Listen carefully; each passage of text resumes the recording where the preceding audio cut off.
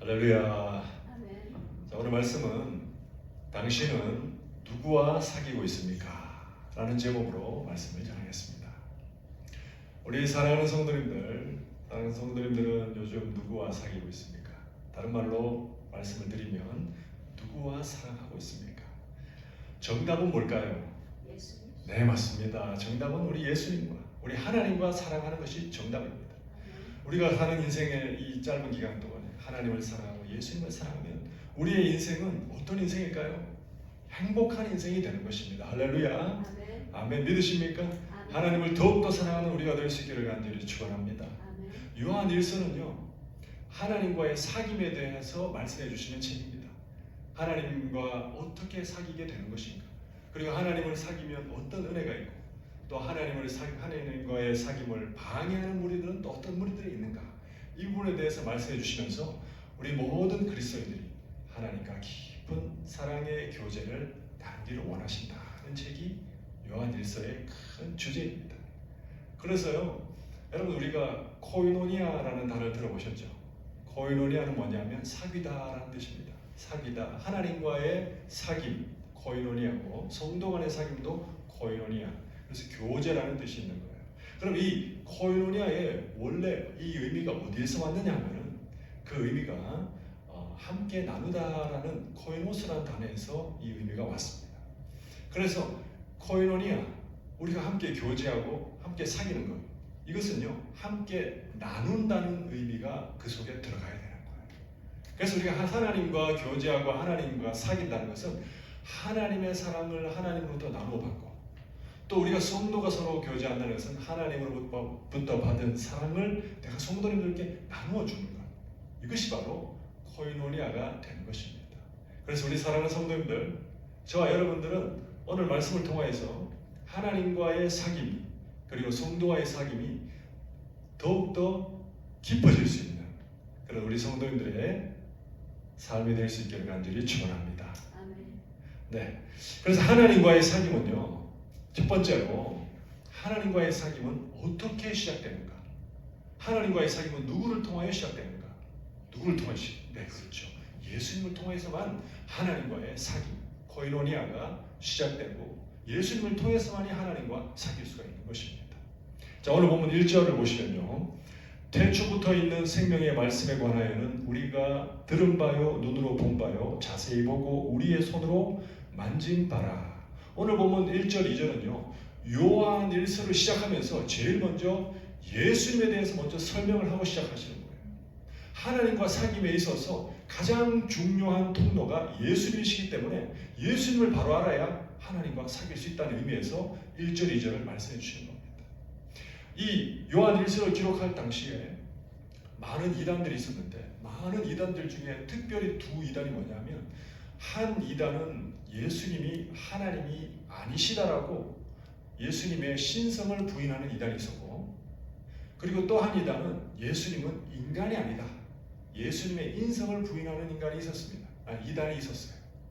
그런데 예수님의 신성과 인성, 예수님의 한 인격 속에 두 본성이 있잖아요. 예수님의 신성과 인성이 있는데, 예수님의 인성과 신성을 다 가지지 아니하시면 어떤 일이 벌어지냐면, 예수님은 십자가에서 우리의 죄를 짊어지시고 대속의 죽음을 죽으실 수가 없는 거예요. 우리를 대신해서 죽으실 수 있는 제물이 될 수가 없는 겁니다. 그렇죠?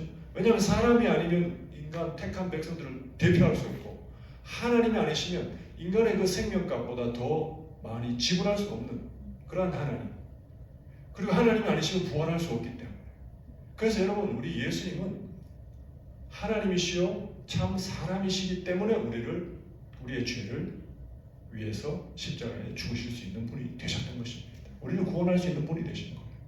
그래서 하나님과의 사귐의 시작은 예수님을 통해서만 시작된다, 이걸 알려주시기 위해서 1절에 보시면 태초부터 있는 생명의 말씀에 관하여는 시작하는 겁니다.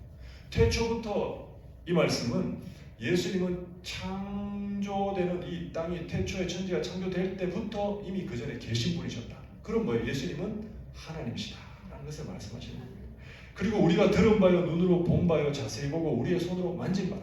제자들이 예수님을 들었어요. 예수님의 음성을 듣고 가르침을 받았어요. 그리고 예수님을 눈으로 보았습니다. 실제 내 눈으로 봤어요. 그리고 예수님을 자세히 볼 수 있었어요. 그리고 예수님을 만질 수 있었어요. 이건 뭘 의미합니까? 예수님은 사람이시다. 예수님은 사람이셨다. 그걸 말하는 겁니다. 그리고 오늘 본문 2절에 보시면 이 생명이 나타내신 바 된지라. 그래서 영혼에서 생명의 말씀 되신 성자 하나님이 나타내신 바 됐다는 것은 성육신하셨다. 인간이 되셨다라는 것을 또 의미하는 것이죠. 그래서 이 영원한 생명을 우리가 보았고 증언하여 너희에게 전하노니 이는 아버지와 함께 계시다가 우리에게 나타내신 바 된 이시니라. 예수님은 성육신하셨는데 성육신하시기 전에는 성부 하나님과 함께 계셨던 성자 예수님. 그래서 예수님은 성부 하나님과 동등한 하나님이셨다는 것이죠. 어떻게 동등하셨어요? 성부 하나님과 동등한 영광을 소유하시고 동등하게 존귀하시고 동등한 능력을 소유하신 하나님이셨다. 그래서 예수님은 참 하나님이시고 참 인간이 예수님이시다. 이 예수님을 통해서만이 하나님과 사귐을 가질 수 있다라는 것을 말씀하는 겁니다. 여러분, 하나님께서 에덴 동산을 창설하시고 에덴 동산에 인간 아담을 창조하셨잖아요. 그렇죠. 창조하시고 처음 듣는 것처럼 이렇게 쳐다보십니다. 그래서 에덴 동산에서 인간을 창조하시고 아담과 함께 하나님께서 코이노니아 교제하셨어요. 하나님은 하나님 주신 지혜로 아담이 동물의 이름을 막 붙일 수 있도록 해주시고 그리고 하나님과 함께 그 기쁨을 나눌 수 있도록 하나님께서 인간과 교제하셨습니다. 그런데 인간과의 아담과의 교제가 끊어진 결정적인 사건이 뭘까요? 그렇죠. 그것은 하나님께서 먹지 말라라는 선악과 열매를 먹었기 때문에 선악을 알게 하는 나무의 열매를 먹음으로 말미암아 하나님께 뭐 했어요? 불순종하게 됩니다. 불순종하고 범죄하니까 하나님과의 이 온전한 코이노니아 사귐의 관계가 깨져버린 겁니다. 서로 사랑하는 관계 깨어져 버린 거예요. 그러니까 사랑하는 관계가 깨어지니까 하나님 마음이 얼마나 아프시겠어요. 그리고 그들은 아담과 하와는 자신들의 죄로 인하여서 수치가 드러나고 부끄러움을 알게 되고 그래서 그들은 자신들의 수치스러운 부분들을 무화과 나무 잎으로 가렸잖아요. 그런데 하나님께서 그들을 보시고 불쌍히 여기시고 우리 하나님은 어떤 하나님이세요? 사랑이 많으신 사랑 그 자체이신 하나님이시잖아요. 그러니까 하나님께서 아담을 사랑하신 거예요. 아담을 사랑하셔서 다시 아담과 코이노니아 사귐의 관계를 가지시기 위해서 하나님께서 뭘 하셨어요?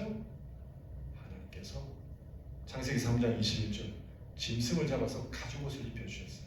3장 21절을 보시면 여호와 하나님이 아담과 그의 아내를 위하여 가죽옷을 지어 입히시니라. 가죽옷을 지어 입히려면 뭐가 필요합니까? 동물이 필요하잖아요. 짐승이 필요하잖아요. 짐승을 죽여서 피를 흘려야 가죽옷이 나오는 겁니다. 그래서 짐승의 그 피가 뭡니까? 아담과 하와를 용서해 주시고 그들을 하나님의 교제 코이노니아 사귐 안으로 다시 들어오게 하시기 위해서 짐승의 피를 흘리게 하신 거예요. 그 피는 뭘 상징할까요? 바로 예수 그리스도의 보혈을 상징하는 피입니다. 그래서 오실 예수님의 보혈을 상징하는 그 피로 말미암아 아담이 하나님으로부터 용서받게 되는 거예요. 하나님이 아담은 회개하지 않았지만 하나님이 용서해 주셔버린 거예요. 여러분 예수님도 마찬가지 아닙니까? 예수님도 십자가에서 우리가 예수님께 용서해달라고 안 했는데 예수님이 먼저 우리를 사랑하셔서 용서해 주셨잖아요. 마찬가지입니다. 그래서 예수님의 피로 말미암아서 아담은 다시 하나님과 코이노니아 사귐, 사랑의 사귐의 교제 안으로 들어올 수 있게 된 것입니다. 그래서 하나님과 사귀려면 예수님의 십자가의 보혈을 통하지 않고는 누구도 들어갈 수가 없어요. 왜냐하면 하나님은 거룩하시고 존귀하시고 하나님은 완전히 의로우신 분이시기 때문에 죄 있는 죄의 백성은 아무도 하나님과 사귈 수가 없습니다. 그렇기 때문에 예수님으로부터 보혈을 믿고 죄사함 받아야만 하나님 안으로 들어가서 하나님과 사귈 수가 있는 거예요. 아멘입니까? 그래서 예수님을 통해서만 하나님과 사귈 수 있다는 겁니다. 그래서 여러분 히브리서 9장 22절에 피 흘림이 없은즉 사함이 없다. 예수님의 보혈이 없으면 누구도 죄사함 받을 수가 없다고 말씀하시는 거죠. 그래서 사랑하는 성도님들 우리가 하나님과 사랑의 관계를 회복하고 하나님과 깊은 사랑의 교제를 하기 위해서는 뭘 해야 된다? 예수님의 십자가의 보혈에 먼저 의지하고 나의 죄를 회개하고 죄사함을 받고 들어가야 된다는 것을 기억하시기 바랍니다. 아멘입니까? 그래서 우리의 삶 속에서 우리가 범죄하면 하나님과의 사귐이 멀어지는 거예요. 그러나 그럴 때마다 우리가 회개하고 예수님 피로 속죄하고 용서함 받으면 하나님과의 관계가 깊어지는 것입니다. 사랑의 관계가. 대전에 어느 한 중학교에서 있었던 일인데요. 그 한 중학교에 한 학생이, 중학생이 선생님한테 이제 면담을 요청했어요.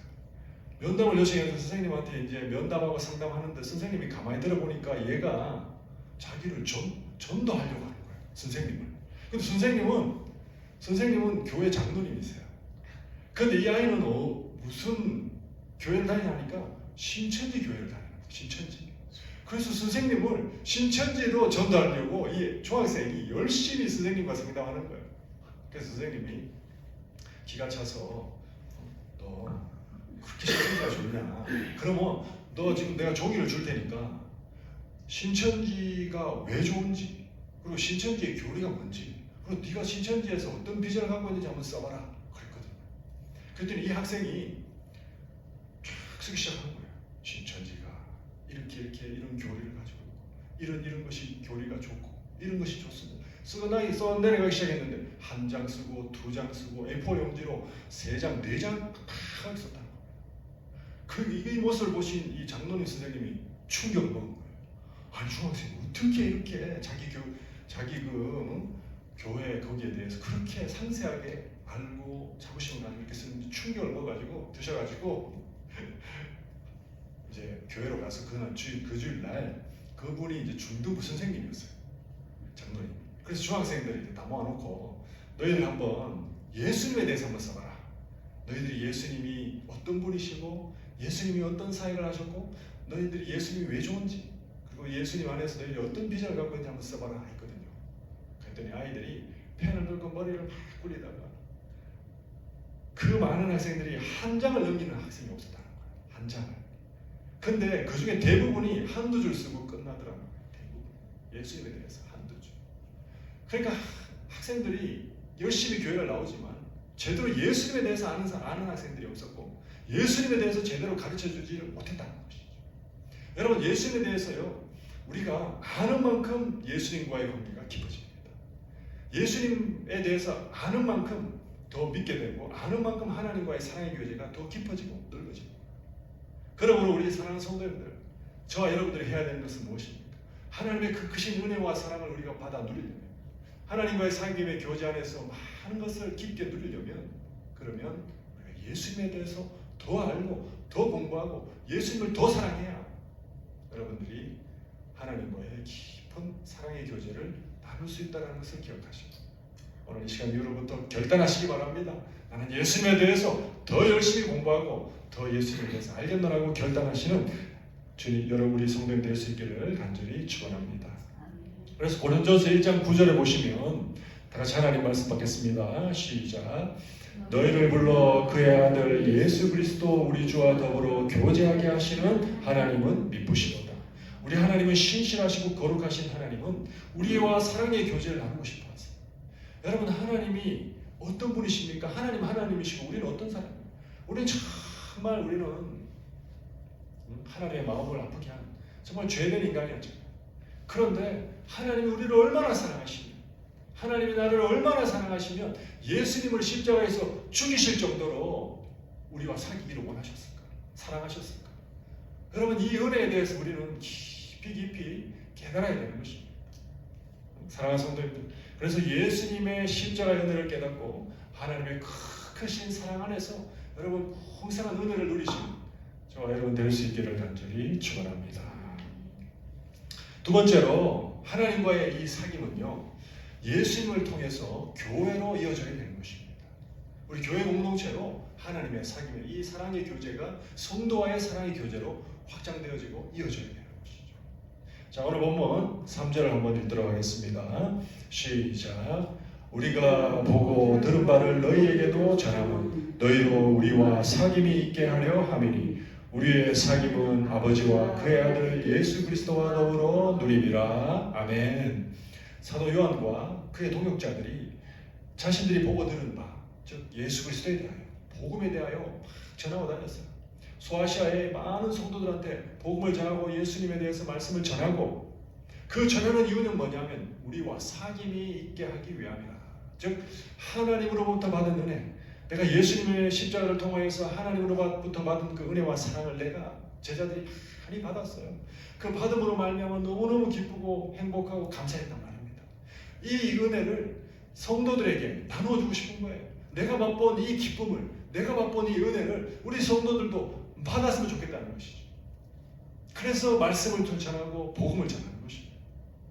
복음을 전하고 말씀을 전하니까 성도들이 같은 은혜를 함께 받아 누리게 되는 것이죠. 성도들도 이제는 나를 통해서 또 예수님을 통해서 복음을 알고 예수님을 통해서 하나님과의 그 깊은 사랑의 은혜를 성도들도 이제 막 서로 나누게 되는 거예요. 교회는 바로 이런 공동체가 되어야 되는 것입니다. 하나님으로부터 받은 그 은혜를, 사랑을 성도님들과 함께 나누는 공동체, 이런 교회가 되어야 되는 것입니다. 여러분, 우리가 코로나를 다 겪었잖아요. 코로나 이후에 어떤 현상이 더 강해졌냐면은 교회 안 나가고 집에서 영상으로만 예배드리는 사람들이 더 많아지고 있어요. 코로나의 그 긴 기간 동안에 이게 이제 학습이 된 거예요. 코로나 때는 이제 대부분 다 우리가 집에서 드릴 수밖에 없었잖아요. 그런데 이제 교회에서 우리가 신앙 이분들에게 왜 그러면 지금 코로나가 끝났는데도 왜 교회 나가지 아니하시고 집에서만 예배를 드리십니까? 라고 하면은 이분들이 하는 말씀은 대부분 그래요. 아니, 교회 가면은 예배는 좋지만 이 성도와의 교제에서 너무 많은 상처를 받는다는 거예요. 사람들과의 이 관계에서 많은 상처를 받기 때문에 차라리 많이 상처받고 실망하는 것보다 그냥 내 혼자서 집에서 예배 드리는 게 훨씬 내 신앙에 좋다라고 생각하기 때문에 그렇게 한다는 거예요. 근데 여러분, 교회 나가서 이렇게 공적인 예배에 참여하지 아니하고 혼자 집에서 예배를 드리면 신앙이 성장을 할 수 있을까요? 못할까요? 맞습니다. 여러분, 우리 다 해봐서 알잖아요. 저도 그렇습니다. 제가 목사인 저도 코로나 때 우리가 예배를 드려보면, 집에서 예배 드리면 처음에는 어떻게 해요? 야, 집에서도 정말 경건하게 잘 드려야지. 그러면서 양복 탁 입고 그 시간에 한 10분 전에 앉아가지고 예배를 열심히 드립니다. 이게 한 몇 주 지나면 이제 슬슬 풀리기 시작합니다. 야, 꼭 양복 입어야 되나? 그냥 깨끗하게 입으면 되지. 그래서 그냥 양복 벗어 던지고 깨끗하게 와이셔츠 입고 그냥 앉아서 예배 드리는 거예요. 목사인 저도.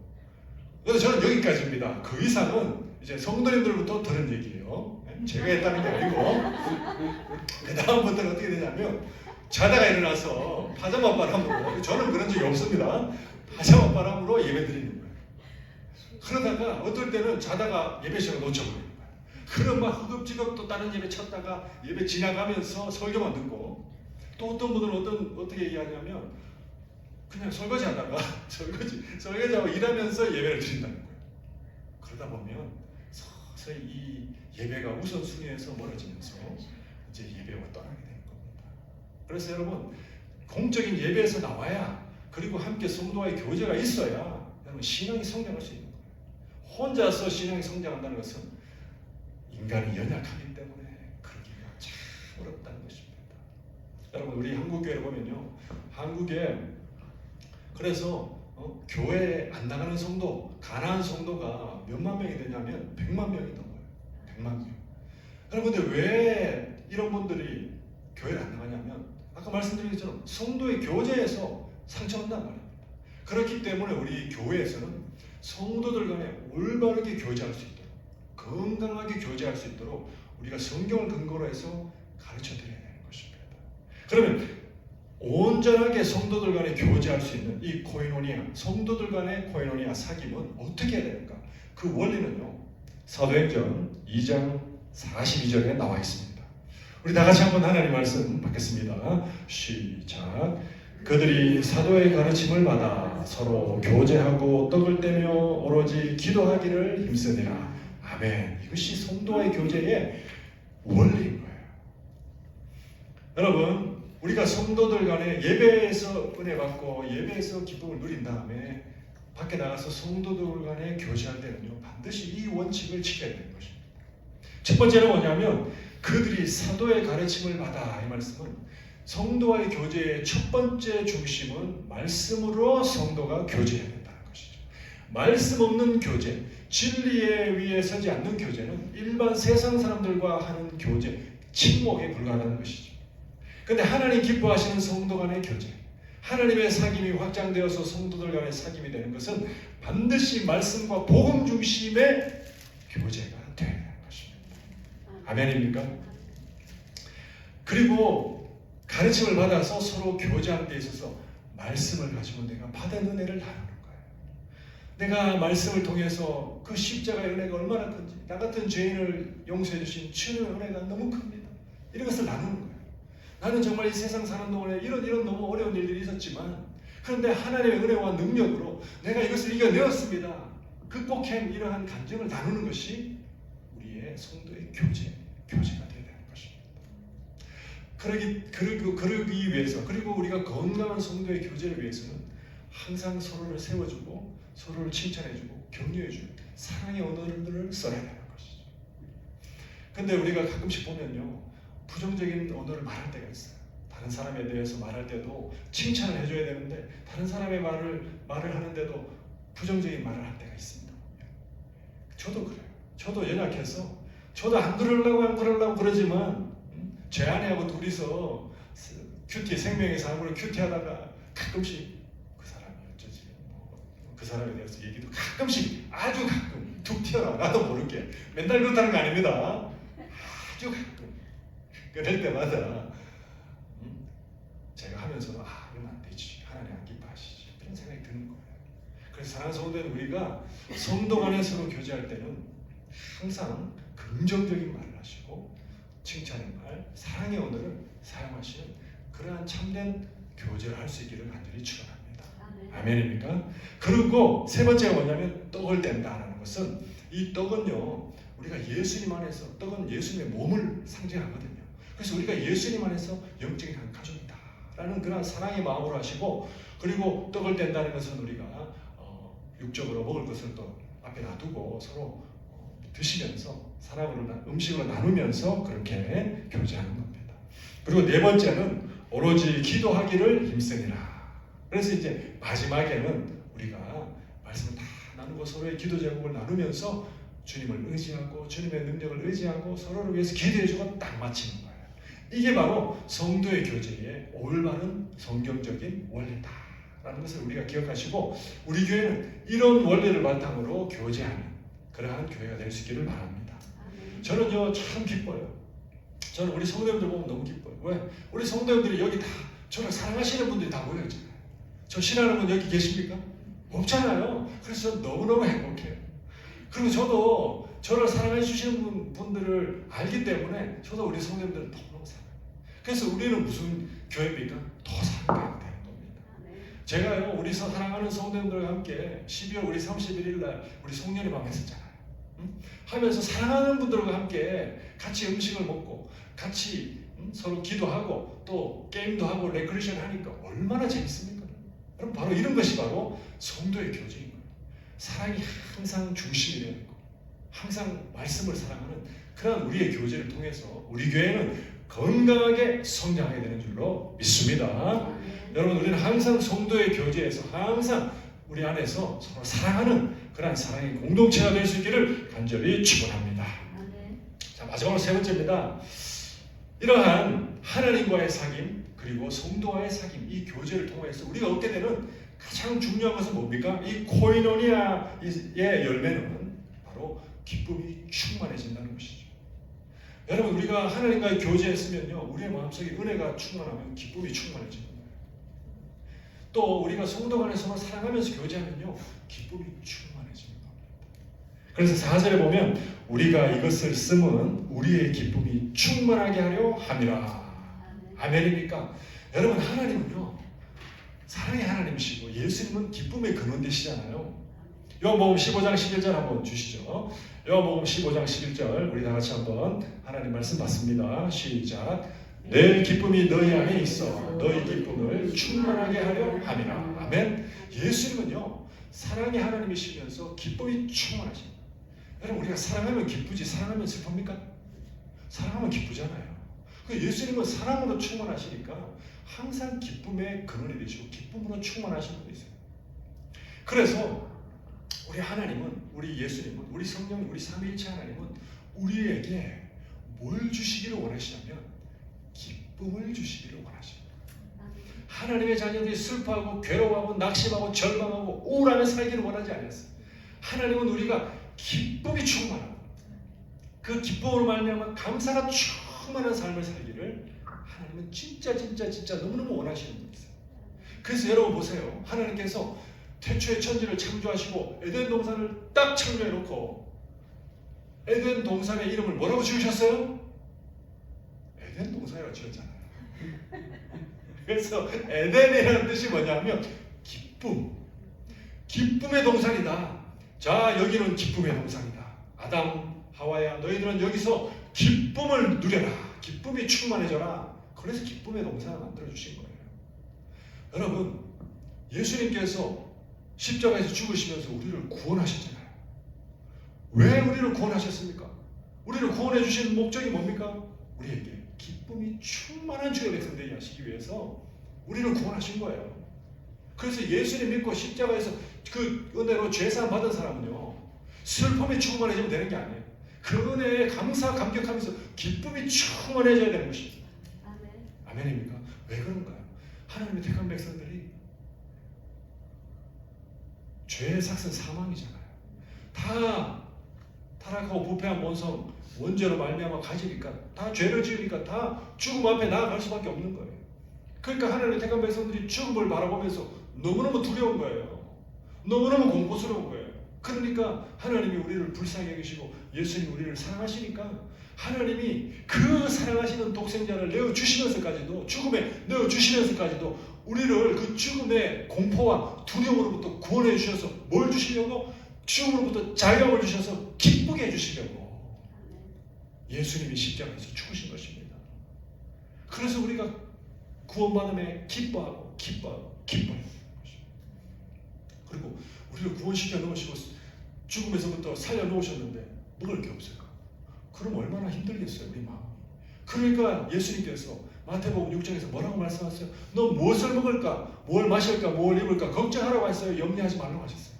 염려하지 말라고 했어요. 예수님이 다 공급해 주시겠다.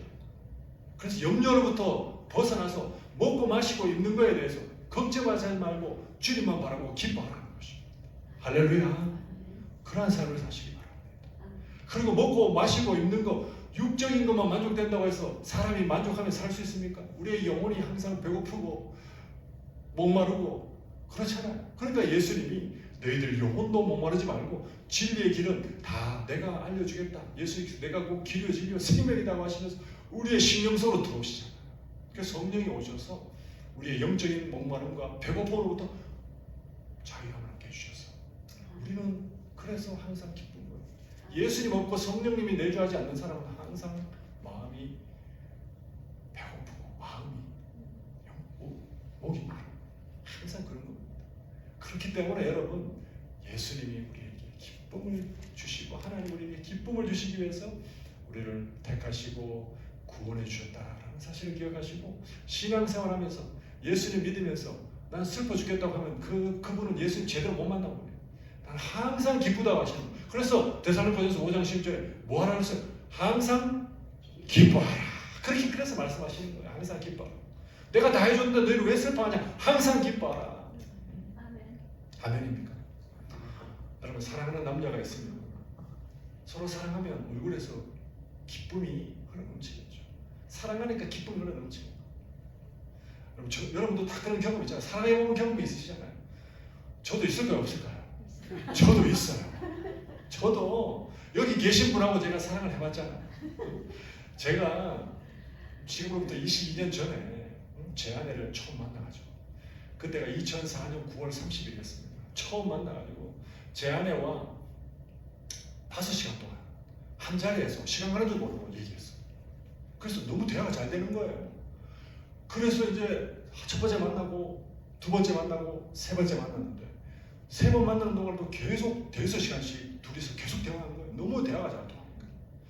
그리고 이제 네 번째 만날 때 그게 10월 10일이었습니다. 첫 만남에서부터 10월 10일까지 딱 열흘이었어요.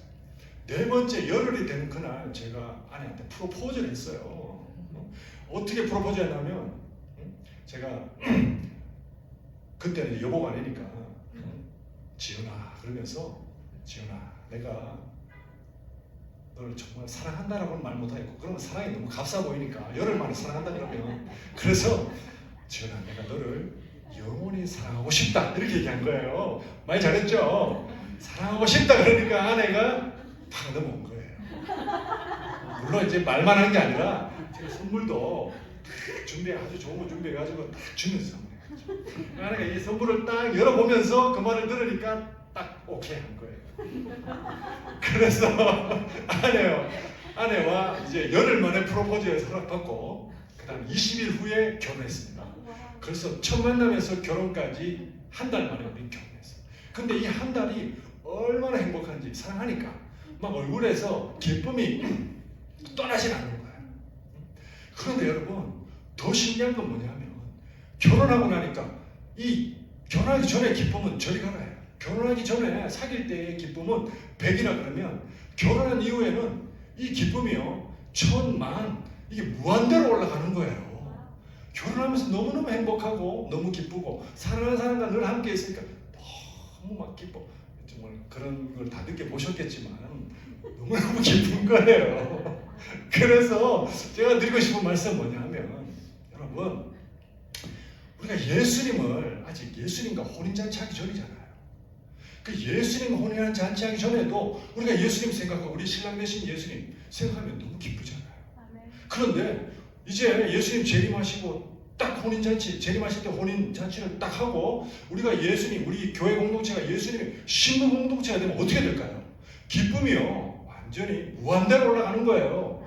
여기서 우리가 상상할 수 없는 기쁨이 혼인잔치 이후에 예수님과의 이 허니문하는 이 영원한 관계 속에서 어마어마한 기쁨이 말로 표현을 지금은 우리가 말로 그래도 내가 기쁘다 표현할 수 있지만 이제 그 잔치 이후에는 기쁨을 표현할 수 없는 기쁨을 우리가 받아 누리게 되는 겁니다. 아멘. 상상할 수 없는 기쁨의 시간이 그때 일어나게 되는 거예요. 그러니까 우리가 계시록 보면요 성도들이 예수님과 혼인잔치 하면서 기뻐서 천국에 들어가면요 기뻐서 찬양밖에 할 수 없는 거예요. 내가 기쁘다는 표현을 찬양으로밖에 표현할 수 없는 겁니다. 여러분 기대되지 않습니까? 예수님 오신 혼인잔치가 기대가 되는 거예요. 아멘입니까? 아멘. 그러한 우리 예수님을 우리가 기대하시고 예수님을 통해서만이 이러한 우리가 하나님과의 사랑의 교제, 우리 성도와의 사랑의 교제를 나눌 수 있다는 것을 항상 기억하시고 내 마음속에 예수님을 더 깊이 알아가시는 그리고 더 사랑하시는 저와 여러분 될 수 있기를 간절히 축원합니다.